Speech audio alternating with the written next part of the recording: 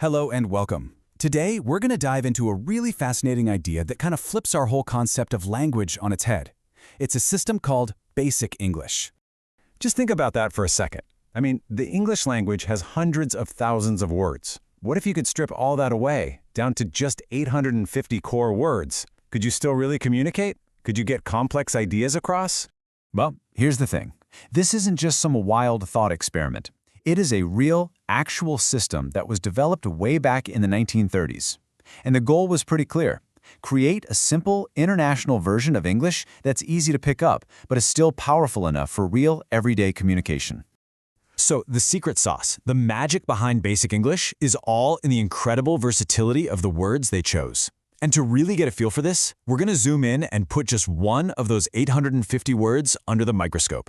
And that word is for. I know, it seems almost forgettable, right? But this one little word is the perfect example of how the entire Basic English system is designed to work. So why this word? Why are we so focused on for? Well, as our source, the Simple English Wiktionary, tells us very clearly, for is an official member of that core 850-word list. That's our key. That's what makes it the perfect case study. Okay, so before we even get into what it does, let's just take a second to talk about how it sounds.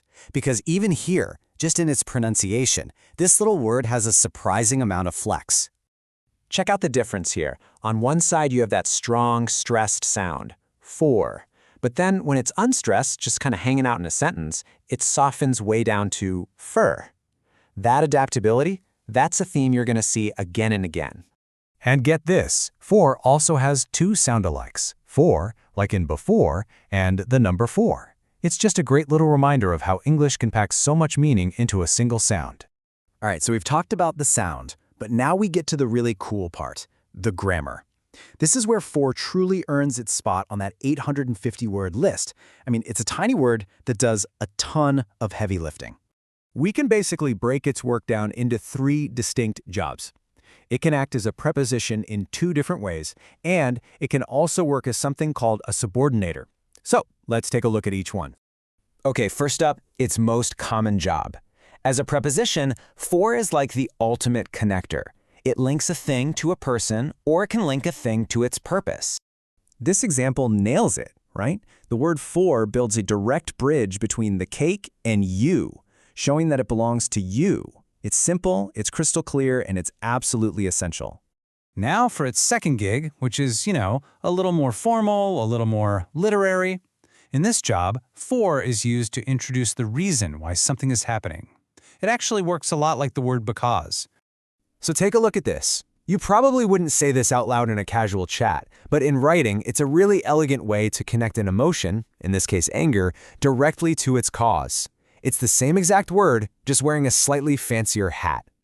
All right, and here's the third and, most grammatically complex role, but listen, don't worry about the jargon on the slide. A subordinator is really just a word that connects the main part of a sentence to a less important part.